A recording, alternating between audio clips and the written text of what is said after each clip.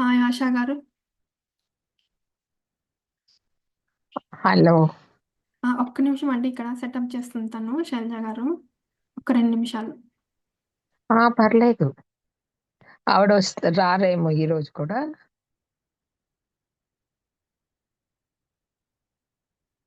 అమ్మ వస్తారా?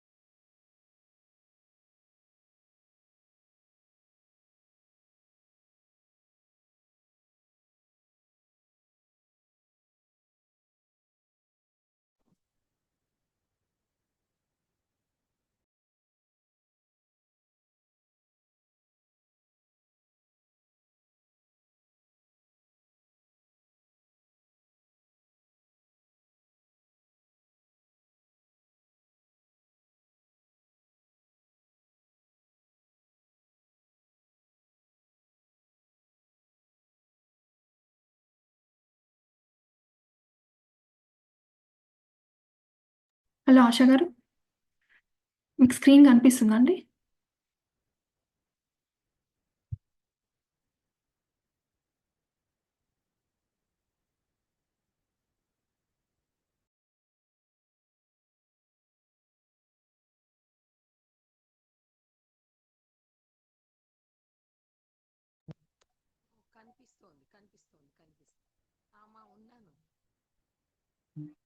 స్క్రీన్ కనిపిస్తుందా అండి?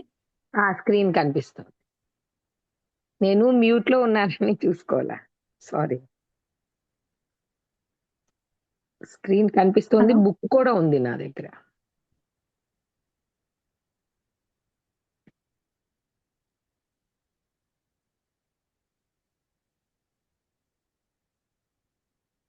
వీడియో ఇప్పుడు వినిపిస్తుందండి మా మాట మీకు? ఇప్పుడు వినిపిస్తుంది. ఓకే. చదువుతారండి? కొంచెం ఇంక్రీజ్ చేయమంటారా స్క్రీన్? అవసరం లేదు, నా దగ్గర బుక్ ఉంది. సరే అండి. అక్కడనే మనం నిన్న ఎక్కడ ఎండ్ చేస్తామో మీకు గుర్తుందా కరెక్ట్ చాప్టరు? ఒక్క నిమిషం. తను రావట్లేదా? యూట్యూబ్లో చూస్తాను. రారనుకుంటండి. ఫీవర్ తగ్గిందో లేదో మరి. ఓహో, కాదు శైలజ, తను వస్తారేమో అనుకున్నా. తను చదివారే నిన్న. మీరు చదువుతా అన్నారు కదా ఇవాళ? పర్లేదు, చదువుతాను. ఆ, ఇది నేను అనుకోవడం అదే గుర్తు రావట్లా నాకు నంబర్. మనం విందామా? దాంట్లో కొంచెం లాస్ట్ వింటున్నా అండి. పనుల మధ్య ఏ విభేదము లేదు అని ఆమె కాదు, ఆమె దుర్బల అయితే శరీరంతో 40 అదే అండి, దుర్బల శరీరంతో ఉంది అని అంతవరకు చదివాం మనం. కరెక్ట్. ఆయన తల గట్టిగా పట్టుకుని ఇది ఆమెను శిక్షించటం కాదు అదితి అని. సో ఆ పారాగ్రాఫ్ అయిపోయింది, అంతే కదా?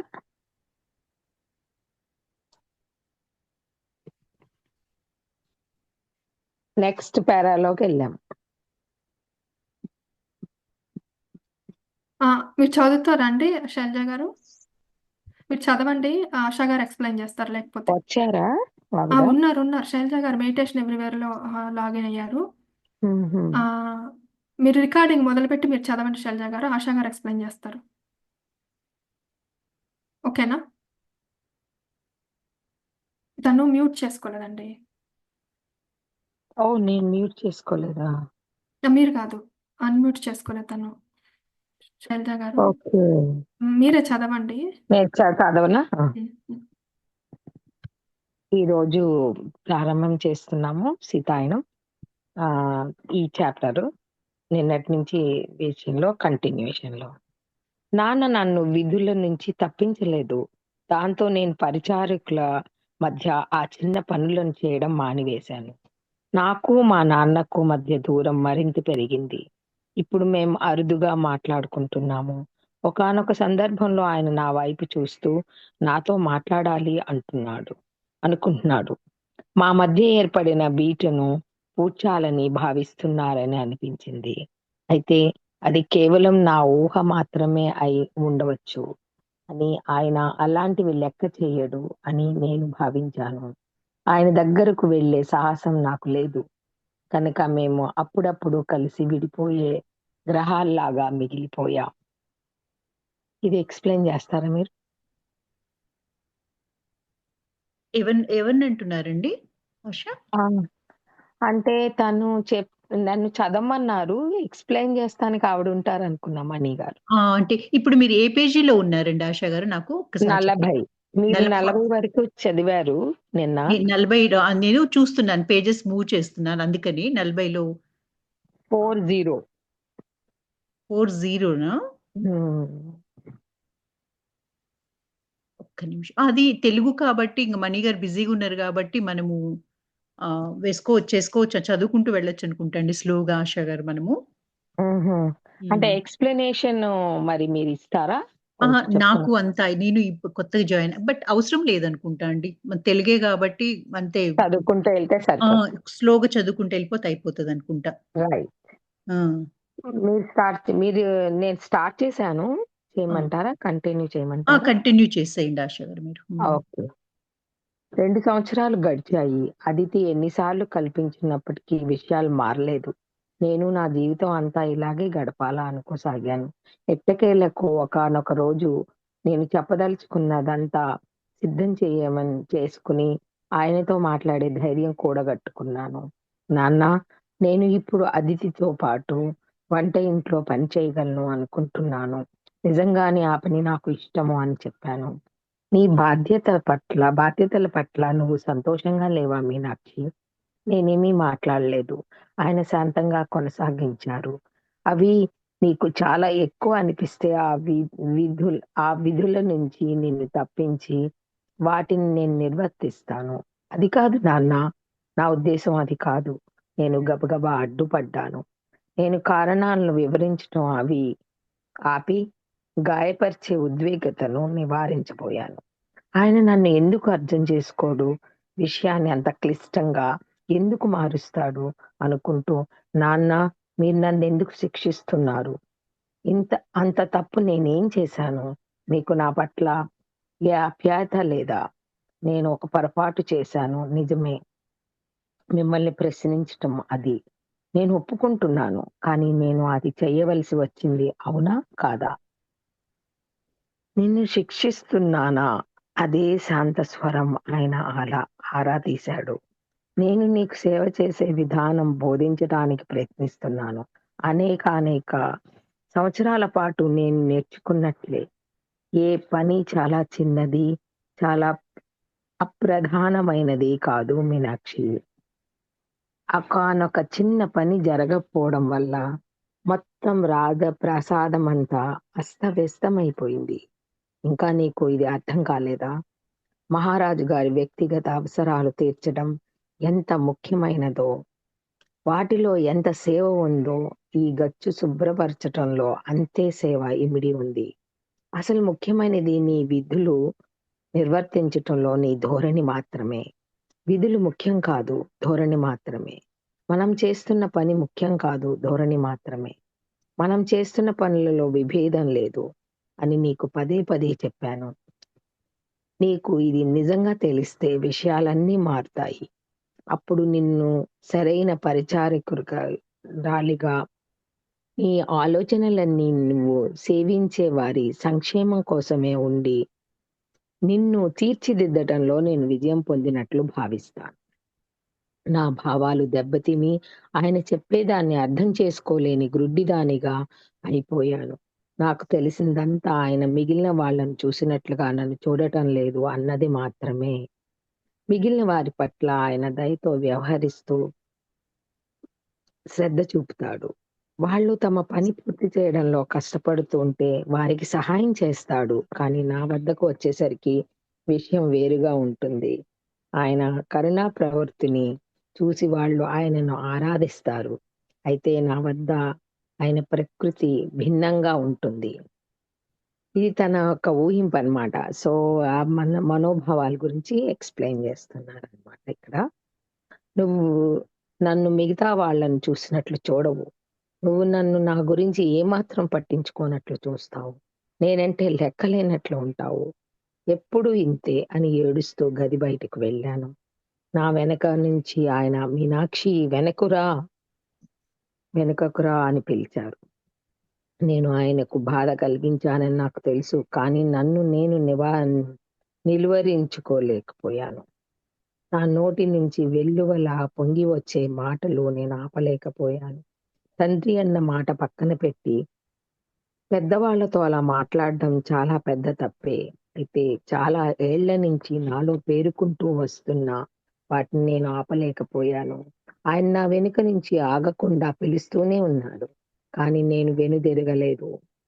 ఆ పనులన్నిటికీ పశ్చాత్తాపపడుతూ ఆ రోజంతా అడవిలో దాక్కున్నాను. ఆయన నన్ను శిక్షిస్తే శిక్షించని, నేనేమీ లక్ష్య పెట్టను అనుకున్నాను. మా ఇద్దరి సంభాషణను మనసులో పదే పదే వల్లె వేసుకున్నాను. నేను సరిగ్గానే ఉన్నాను, ఆయనే నన్ను పట్టించుకోలేదు అని నాకు నేను నచ్చ చెప్పుకునే ప్రయత్నం చేశాను. నేను ఆయనకు భారంగా మారాను. దానికి ఆయన నన్నెప్పటికీ క్షమించరు.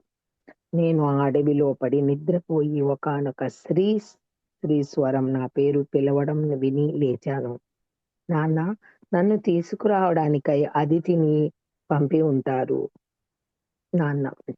ఆమెకు నేను కనపడకూడదు అనుకున్నాను. మా నాన్నను వెంటనే చూడకూడదు. రాత్రంతా అడవిలోనే ఉండాలి అనుకున్నాను. బహుశా ఆయన్ని నేను భయపెట్టాలి అనుకుని ఉంటాను. నాకు ఏదైనా జరిగిందేమో, దానిని ఆయన ఏమని భావించారో, అసలు నా పట్ల ఆయనకు ప్రేమ ఉందో లేదో తెలుసుకోవాలనుకున్నాను. నేను అడవిలో మరింత చొచ్చుకు వెళ్ళటానికై లేచాను. కానీ అదితి నన్ను చూసి పరుగున వచ్చి పట్టుకుంది. ఆమె ముఖంలోని భావం చూడగానే నేను ఆగిపోయాను. ఏదో కీడు జరిగింది అనుకునే లోపే ఆమె నన్ను పట్టుకుంది. మీనాక్షి, నీకోసం మేము రోజంతా వెతుకుతూనే ఉన్నాం. ఒక భయంకర విషయం జరిగింది. నువ్వు వెంటనే రావాలి. ఆ మాటలు వినగానే శరీరం బిగుసుకుపోయి, ఆమె చెప్పబోయేది నాకు తెలిసినట్లు భయంతో వణుకుతున్న స్వరంతో జవాబు వినడానికి ఇష్టం లేనట్లు, అది నాన్నేనా అన్నా. ఆమె తల ఊపి నన్ను తన చేతిలోకి తీసుకుంది. నేను ఆమె వెక్కిళ్ళు విన్నాను. కానీ ఏం జరిగిందో అడిగే సాహసం చెయ్యలేక బిగుసుకుపోయాను. కొంతసేపటికి తర్వాత ఆమె, మీ నాన్న ప్రమాదానికి గురి అయ్యాడు అని మెల్లగా చెప్పింది. నేనేమీ మాట్లాడలేదు. గది పైకప్పు నీరు కారుతుంటే పని వాళ్ళల్లో ఒకరిని అది బాగు చేయడానికి పంపాడు. అతను బాగు చేసి సరిగ్గా ఉందా అని అడిగాడు. కానీ దానిని చూడడానికి ఈయనే స్వయంగా వెళ్ళాడు. ఈయన పైకి ఎక్కేటప్పుడు కాలు జారి పడిపోయాడు అని చెప్పి ఊరుకుంది. నేను నిర్ఘాంతపోయి మాట్లాడలేదు. ఓ మీనాక్షి అంటూ నా ఆమె నన్ను హత్తుకుని, ఈ విధంగా జరిగి ఉండవలసింది కాదు అంది. నేను నెమ్మదిగా తేరుకుని, ఆయన ఇప్పుడు బాగానే ఉన్నాడా అన్నాను. ఆమె తల పట్టుకుని, నేను భయపడ్డాను. సరిగ్గా లేదు తల్లి అంది. ఆయన చనిపోలేదు కదా, అవునా? ఆ వార్త నాకు శరాఘాతంలా తగలబోతోంది అన్నట్లు అడిగాను. ఆమె తల ఊపింది. హఠాత్తుగా ఆమె చెప్పబోయేది నాకు అర్థమై కాదు కానీ అని బిగ్గరగా అరిచాను. ఆ విధంగా జరగదు అని ఉరిమాను. నా శరీరమంతా భయపూరిత ప్రకంపనలు నలువైపులా వెలువడ్డాయి. నేను వాటిని నిలిపి ఉంచుకోలేదు. ఏదో మెరుపు మెరిసినట్లయింది. శరీరమంతా కంపించింది. అదితి వెనుతిరిగి నన్ను మళ్ళీ తన చేతులతో పొదుపుకుని నా ఏడుపు ఆగేదాకా పట్టుకుంది. చాలాసేపు అలా ఉన్నాక ఆమె నన్ను మా నాన్న శరీరం పడుకోబెట్టిన చోటుకు తీసుకువెళ్ళింది. మిగిలిన పని వాళ్ళంతా దహనానికి ఏర్పాట్లు చేస్తున్నారు. నాన్న, నన్ను క్షమించు. నేను చేసిన ప్రతి పనికి క్షమించు. నన్ను వదిలి ఎందుకు వెళ్ళావు అని ప్రాణం లేని కట్టెను ప్రశ్నించాను. నన్ను ఒంటరిని చేసి వెళ్ళావు వణికే స్వరంతో గొణిగాను. ఆ తర్వాత చాలా రోజులు మూగగా ఉండిపోయాను. అదితి నాతో అంది. కానీ నేను నా నూతన వాస్తవంలో స్థిరపడవలసి వచ్చింది. ఏ కారణం లేకుండానే నన్ను పంపించి వేస్తారేమోనని భయపడ్డాను. కానీ ఎన్నటికీ అలా జరగదు అని అదితి హామీ ఇచ్చింది. జనక మహారాజుకు నా తండ్రి పట్ల ప్రేమ ఉంది కనుక పరివార కృత్యాలలో నాకు ఎప్పుడూ చోటు ఉంటుంది. ఇప్పుడు నువ్వు వంటశాలలో నాతో పాటు పని చెయ్యి అని ఒక వారం తర్వాత అదితి నాతో అంది. అయితే నా ఆలోచనలు వేరుగా ఉన్నాయి. నా తండ్రి మరణం వల్ల పొందిన నిర్ఘాంతత నుంచి కోలుకున్న తరువాత నాలో తీవ్ర అపరాధ భావం నెలకొంది. నేను బాధ్యతాయుతంగా ఉండాలి అనుకున్నాను. నేను ఆయనతో అంత పరుషంగా మాట్లాడి ఉండకపోతే, పారిపోకపోతే, ఆయన నన్ను పిలిచినప్పుడు వెనుకకు వచ్చి ఉంటే బహుశా ఆయనకి ఇంకా బ్రతికే ఉండేవాడేమో. ఆయన ప్రవర్తనతో నిస్తేజమై పైకప్పును పరధ్యాసగా ఎక్కడంతో కాలు జారిందేమో. ఆయన మరణానికి కొంతైనా నేను నిందార్హురాలిని. నేను చేసిన దానికి మళ్ళీ ప్రతిఫలాన్ని ఇప్పుడు నేను అంగీకరించలేను. నేను తల పట్టుకుని, అదితి వద్దు, నేను ఇంతకు ముందు నాకు మా నాన్న అప్పగించిన విధులలోనే కొనసాగుతాను అన్నాను. కానీ మీనాక్షి, అది అవసరం లేదు. నువ్వు ఇక ఎంతకాలమో నేను నిన్ను ప్రార్థిస్తున్నాను. ఈ విధంగా మాత్రమే నేను మా నాన్నతో సన్నిహితంగా ఉండగలను. ఆయన నా నుంచి కోరుకున్నది ఇదే. ఆ పని చేయడం వల్ల ఆయన ఇంకా నాతోనే ఉన్నట్లు అనిపిస్తుంది. నాకు అదే ఇష్టం. నేను దానికి సిగ్గుపడుతున్నానని ఆమెకు చెప్పలేకపోయాను. ఆ సంఘటన గురించి ఎవరితో చెప్పాలన్నా నాకు ఎంతో అవమానం అనిపించేది. దాన్ని నేను నా గుండెల్లోనే దాచుకున్నాను. ఆ భయానక చర్య నాకు మాత్రమే తెలుసు. అదితి నా అభిప్రాయం మార్చడానికి ఎంతో ప్రయత్నం చేసింది. నేను ఒప్పుకోకపోవడంతో సరే అంది. నా తండ్రి ఆశలు నెరవేర్చడానికి నేను కంకణం కట్టుకున్నాను. సేవకులలో అత్యున్నతమైన దానిగా మారాలి. ఎంత అల్పమైన పనినైనా చేయాలి. వాటికి నేను కోరుకున్న విధులకు మధ్య ఏ తేడా చూడకూడదు. ఈ విధంగా నాకు నేను చెప్పుకుని నా నిర్ణయం వెనుక గల కారణాన్ని త్రోసిపుచ్చే ప్రయత్నం చేశాను. నా చర్యలకు నా తండ్రిని ప్రశ్నించినందుకు, ఆయన మనశ్శాంతిని పోగొట్టినందుకు నేను స్వయంగా శిక్ష అనుభవించాలి అనుకుంటున్నాను అన్న వాస్తవాన్ని ఆలోచించకుండా ఉండటానికి ప్రయత్నించాను. తిరిగి నా విధులలో ప్రవేశించాను. సుల్తాన్ పనిలోకి మునిగిపోయింది. కానీ విషయాలు అంతకు ముందులాగే లేవు. ఆయన మరణం నాపై గాఢ ప్రభావం చూపి నాలో అంతర్గత మార్పులు తెచ్చింది. పని పూర్తి అయిన తర్వాత ఇంటికి వచ్చి నేను మా తండ్రి మాటలు, ఆయన జనక మహారాజు ఆశీర్వచనాలు పొంది వస్తున్నట్లుగా భావిస్తూ గుర్తు తెచ్చుకునేదాన్ని. మహారాజు గది నుండి బయటికి వచ్చేటప్పుడు ఆయనతో వచ్చే ప్రగాఢ ప్రశాంతతను నేను మొట్టమొదటిసారిగా ఇప్పుడు గుర్తించాను. ఇక నేను దూరాన్ని, తిరస్కారాన్ని భావించలేదు. ఆ ఆశీస్సుల నుంచి నేను కూడా లబ్ధి పొందాను అనుకున్నాను. ఒకానొక రోజు నేను అదితిని, నా తండ్రి మరణానికి ముందు మహారాజు ఆయనను చూశారా అని అడిగాను. ఆయన మరణ శయ్యపై పడుకోబెట్టబడి ఉండగా మహారాజు ఆశీర్వదించారా? నా తండ్రి దృష్టిలో అది ఏమిటో నాకు తెలుసు.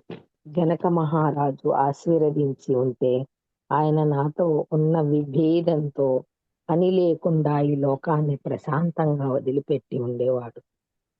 ఆయన నా మాటలను దృఢపరుస్తూ, అవును తల్లి, ఆయన ఆశీర్వచనం ఉంది. ప్రమాదపు వార్త విన్న వెంటనే ఆయన ఎంతో విచారానికి గురై వెంటనే మీ తండ్రి మరణించడానికి ముందే ఆయనను చూడ్డానికి వచ్చారు. మేము వారిద్దరిని వదిలి అవతలకు వెళ్ళాము. ఆయన మహారాజుకు భవిష్యత్తులో నిన్ను చూసుకునే బాధ్యత అప్పగించి ఉంటారు అని చెప్పి కొంతసేపు మౌనంగా ఉండి, ఆయన నీ పట్ల కఠినంగా ఉన్నట్లు కనిపించినప్పటికీ నీపై ప్రేమ ఎంతో ఉంది. దానిలో ఏ సందేహము లేదు అంది. అదితి చెప్తోందనమాట మీనాక్షికి. నేను కన్నీళ్లతో దాన్ని గురించి నేను ఎన్నో ఏళ్ళు సందేహపడ్డాను. ఆయన మరణిస్తే తప్ప నేను ఏదీ తెలుసుకోలేకపోయాను. నీ తండ్రి ఎప్పుడు నీ భవిష్యత్తు గురించి, నీవు హాయిగా ఉండటం గురించి, నీ దురదృష్టం నుంచి నిన్ను రక్షించటం గురించి ఆలోచిస్తూ ఉండేవాడు అని చెప్పిందనమాట అదితి. మా నాన్న ఎప్పుడు జనక మహారాజు కోసం ఆయన జీవితాన్ని అర్పిస్తాను అనేవాడు. అలాగే చేశాడు. అదితి ఆయనకు సేవ చేస్తూ మరణించటంలో ఆయన సంతృప్తి పొందాడని నాకు తెలుసు. ఆయన కోరుకున్నది అది ఒక్కటే, జనక మహారాజుకు సేవ చేయడమే. ఆయన నా నుంచి కోరుకునేది కూడా అదే. నేను ఆ ధోరణిని అలవర్చుకోవడం కోసం, నా తండ్రికి ఉన్న ఆ అనుభూతి కోసం ప్రయత్నిస్తున్నాను అని శాంతంగా పశ్చాత్తాప స్వరంతో అన్నాను. నిన్ను నీవు నిందించుకోకు మీనాక్షి, సహనంతో ఉండు. నువ్వు పెరిగే కొద్దీ నీకు కూడా అది వస్తుంది. మేమందరము దానికోసం ఆకాంక్షించిన వాళ్ళమే. అయితే మీ తండ్రి దానిలో పరిపూర్ణత సాధించాడు. నీకు ఆయనను తన గురించిన ఆలోచన ఒక్కటి కూడా ఉండేది కాదు. ఆయన మహారాజుకు కొనసాగింపులాగా, ఆయన శరీరంలో ఒక భాగంలాగా విధిగా ఏ గుర్తింపు కోరకుండా ఉండేవాడు. నువ్వు చెప్పింది నిజమే అని నేను గొణిగాను. ఆయన ఏ ప్రత్యేకత, గుర్తింపు కోరుకోలేదు. నేను ఆయన పట్ల ద్వేషం పెంచుకున్నానే తప్ప ఆయనను అర్థం చేసుకోలేదు. ఇప్పుడు నేను ఏం చేస్తే ఆయన తిరిగి వస్తాడో విచారంగా అన్నాను నేను. తల్లి, నువ్వు నీ స్వీయ మార్గాన్ని అనుసరించాలి. నీ తండ్రి మార్గమే నీ మార్గం అయి ఉండకపోవచ్చు. ఇప్పుడు నీవు నాకు వంట ఇంట్లో సహాయం చేయడానికి సిద్ధమేనా? నేను నా తల పట్టుకుని, నా తండ్రి నాకు అప్పగించిన పనులు చేయడమే నాకు ప్రశాంతతనిస్తుంది. సరే, నేను ఇక మళ్ళీ అడగను. అయితే నేను చెప్పింది చెయ్యాలి. అనిపించినప్పుడు నాకు చెప్పు. నేను తల ఊపాను. దానికి చాలా కాలం పడుతుందని నాకు తెలుసు. అది కూడా నేను నా అపరాధ భావం నుండి బయటపడినప్పుడు మాత్రమే జరుగుతుంది. సో నెక్స్ట్ ఇట్లా ఇద్దరి సంభాషణ జరిగింది. నెక్స్ట్ ఇదిలో సంవత్సరాలు గడిచాయి. ఇతర సేవకులతో నేను అరుదుగా కలిసేదాన్ని. వారికంటే ముందే లేచి నా పని పూర్తయిన వెంటనే ఒంటరిగా తిని వచ్చేసేదాన్ని. పండుగ రోజుల్లో కూడా నేను ఒంటరిగానే ఉండేదాన్ని. ఏ ఒక్కరితోనూ కలిసేదాన్ని కాదు. అతిథి పెద్దదైపోవడం వల్ల రాజప్రసాద కృత్యాలలో ఎక్కువ పాలు పంచుకునేది కాదు. ఆమెను నేను కలిసినప్పుడు చిరునవ్వుతో, ఇప్పుడు నేను మా నాన్న ఆశించిన పనులు చక్కగా చేస్తూ ఆయనతో సన్నిహితంగా ఉన్నట్లు భావిస్తున్నాను అని చెప్పేదాన్ని. అదితి నెమ్మదిగా తల కొట్టుకుని ఊరుకునేది. తరచుగా నేను శారీరక శ్రమతో అలసిపోయినప్పుడు మా నాన్న చెప్పిన మాటలు గొప్ప పని, చిన్న పని లేదు. మన విధి నిర్వర్తించటంలో మన ధోరణి మాత్రమే ముఖ్యం తప్ప ఆ విధి కాదు అన్న వాటిని గుర్తు చేసుకుంటూ ఉండేదాన్ని. మా నాన్న నాకు ఇచ్చిన పనిని పరిపూర్ణంగా చెయ్యాలి అని నాలో నేను అనుకునేదాన్ని. పరిపూర్ణత పొందిన తరువాత ఏం జరుగుతుందో చూస్తాను. నిజానికి జీవితంలో నా దృష్టి అంతా ఏ పని అయినా సరే పరిపూర్ణంగా చేయడంపైనే నిలిచి ఉంది. అయితే రోజంతా పని చేసిన తర్వాత ఆ తండ్రి ముఖంలో ఉన్న సంతృప్తిని నేనెన్నడూ అనుభూతి చెందలేదు. నా దృష్టి పని మీద మాత్రమే ఉండేది తప్ప నేను సేవిస్తున్న వ్యక్తిపై ఉండేది కాదు. వాస్తవంలో నేను ఎవరికి సేవ చేస్తున్నానో లేక ఏం చేస్తున్నానో చెప్పలేను. అది కేవలం నా తండ్రి మరణం తర్వాత నాలో ఏర్పడిన అపరాధ భావనను తుడిచిపెట్టే ప్రయత్నం మాత్రమే. నేను చేయగలిగింది అది మాత్రమే. నా మిగిలిన జీవితం అంతా కూడా ఇలానే గడుస్తుందని అనుకున్నాను. అయితే ఒకానొక రోజు నేను లేచేసరికి నాలో ఏదో ఒక మార్పు సంభవించింది. అంతకుముందు నాకు తెలియని తేలికైన హృదయంతో ఆ రోజు నిద్ర లేచాను. నా అలవాటు ప్రకారం అందరికంటే ముందే లేచి పని మొదలు పెట్టడానికి వెళ్ళాను. గచ్చు తుడవడానికి వంగినప్పుడు హఠాత్తుగా ఆగి ఈ పనుల గురించి నేను పట్టించుకోవడం లేదని గుర్తించాను. నాకు ఏ పనైనా అప్పచెప్పవచ్చని, వాటిలో నాకు ఏ తేడా లేదని గ్రహించాను. గచ్చు కడగడమైనా, సునైన మాతకు దుస్తులు ఎంపిక చేయడమైనా ఏదైనా ఒక్కటే. ఆ క్షణంలో నా తండ్రి గౌరవాన్ని పొందే విధానం నాకు జ్ఞాపకం వచ్చింది. పనుల గురించి కాన్సంట్రేట్ చేయొద్దు అని చెప్పేవారు కదా, అది గుర్తొచ్చింది. అతనిలోని సహజమైన హోదాతనం వల్ల ఆయన ఏ పని చేసినా చిన్నతనంగా ఉండేది కాదు. ఎందుకంటే తాను ఏమిటో ఆయనకు తెలుసు.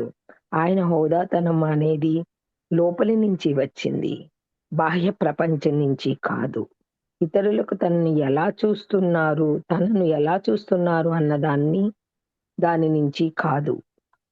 నాన్న, దీన్ని నేను తొందరగా గ్రహించి ఉండి ఉంటే నేను నీకులాగా ఉండేదాన్ని. కానీ నేను ఇంకా ప్రయత్నిస్తూనే ఉన్నాను.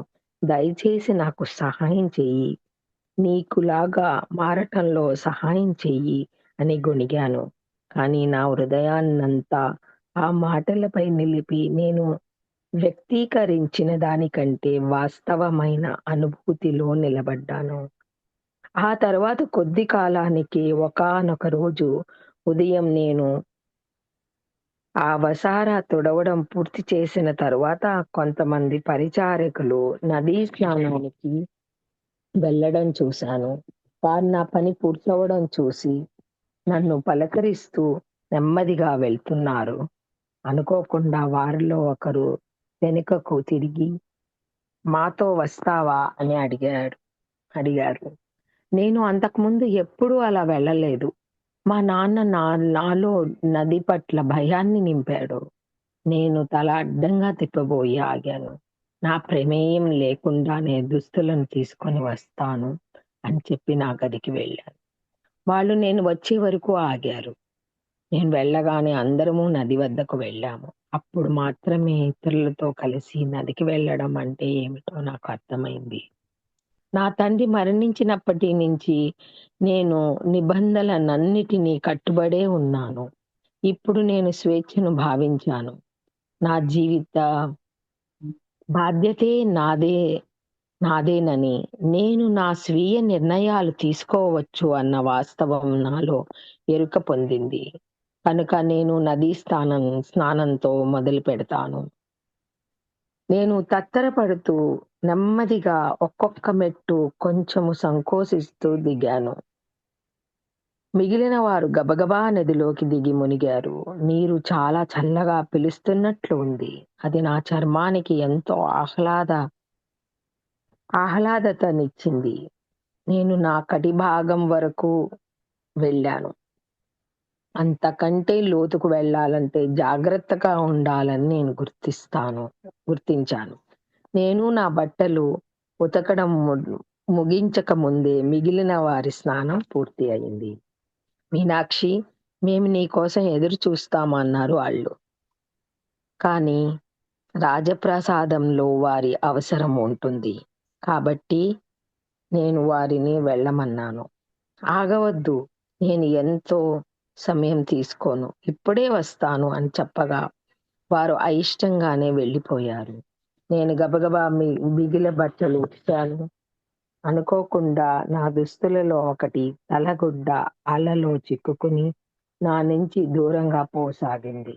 నేను దాన్ని అందుకోవడానికి వెళ్లే కొద్దీ అది మరింత దూరంగా వెళ్ళింది. నేను నదిలో మరింత లోతుకు నా జాగ్రత్త స్థాయిని దాటి వెళ్ళాను. నా తలగుడ్డ నా దృష్టి పదాన్ని దాటిపోయింది. నేను నదీ శక్తికి అంచనా వేయలేకపోయాను. ఆ బట్ట కోసం నా ప్రయత్నాన్ని వదిలి ఒడ్డు వైపుకు నడవాలి అని గుర్తించాను. కానీ అప్పటికే ఆలస్యమైంది. అలా వేగంగా ఉంది. అది నన్ను మరింత లోనికి లాగింది. అలా నా తలను నీళ్ల క్రిందకు లాగేసరికి నేను భీతిల్లాను. గాలి కోసం పోరాడుతూ ప్రవాహానికి ఎదురీదాను. ప్రవహించే అలల మధ్య నేను నిస్సహాయంగా ఉన్నానని గుర్తించిన వెంటనే సరే, నదిని నన్ను తనలోకి తీసుకొని అనుకున్నాను. మరణం గురించిన ఆలోచన వచ్చిన వెంటనే నేను ఇబ్బంది పడడం ఆగిపోయి వెళ్ళిపోవడానికి, జీవితం నుండి విడుదల పొందడానికి నిశ్చయించుకుని శ్వాస కోసం పోరాడటం ఆపగానే ప్రవాహం వెనుదిరిగి నన్ను ఒడ్డుకు చేర్చింది. ఆ కాళ్లకు నేల తగిలింది. నేను నా తలను నీళ్లపైకి లేపాను.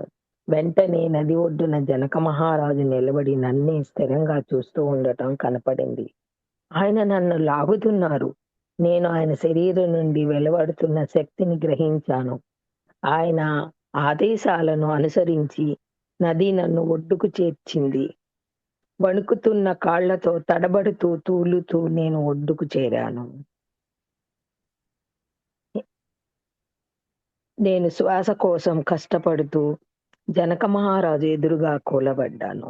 ఆయన వచ్చి నా చేయి పట్టుకుని లేపి పడిపోకుండా నిలబెట్టి తన శాలువాను నా చుట్టూ కప్పారు. ఆయన స్పర్శతో నా భయం తగ్గింది. నేను కళ్ళ పైకి ఎత్తి నా జీవితంలో మొట్టమొదటిసారిగా నా ముందు నిలబడి ఉన్న మనిషి గొప్పతనాన్ని ప్రత్యక్షంగా చూడగలిగాను. ఆయన కళ్ళల్లో నేను నా తండ్రి నుండి ఎన్నడూ పొందని కరుణ, ప్రేమ, వాత్సల్యాలను చూశాను. ఆ క్షణంలో నా హృదయం తెరవబడి నేను అదే పనిగా ఏడ్చాను. కంటిన్యూ చేద్దామండి ఇంకా? అదే చూస్తున్నాను. అంతే అదే కదా. అంటున్నాను. 25 పేజ్ దాకా ఆగుదామంటారా? ఉమ్, నెక్స్ట్ 26థ్ మళ్ళీ మండే నుండి 26థ్ కంటిన్యూ చేద్దామండి. అదే సీత అంటే కొత్త చాప్టర్ స్టార్ట్ అయింది. అదే ఆ, అందుకనే. అదే మండే కంటిన్యూ చేద్దాం నేనైతే. మనీ అంతేనా మనీ? ఓకే కదా? అంతే అండి, అంతే యాహ్! అండి. ఇక స్టాప్ షేర్ అని చేసేనా ఇంకా మనీ ఇంకా? చేసేయండి. ఓకే అమ్మా, ఎలా చదివానో నాకు తెలియదు. బాగా మంచిగా చదివారండి. చదివారండి. థ్యాంక్స్ అండి. Yeah! Thank you. I tried my best. Thank you. లేదు. Mute all current and new participants. Yes. Stop అంతే గదా! మనీ ఇంక తర్వాత ఇంకేం లేదు గదా? అంతే అండి. మీరు స్టాప్ అయ్యాక కన్వర్టింగ్ అని వస్తుంది. తర్వాత మీరు MP4 ఏం ఫైల్ ఏదైనా రాలేదే పేరుతో నాకు కన్వర్టింగ్ అనేది. అంటే మీరు సైన్ అవుట్ అయితే జూమ్ లోంచి వస్తుంది. అట్లంటే. సైన్ అవుట్ అయ్యాక వస్తుంది. క్లోజ్ చేసిన వస్తుంది. ఎండ్ అని కొట్టాను. End meeting for all. Okay అండి. లీవ్ మీటింగ్ కొడుతున్నాను. ఆ! ఓకే అండి.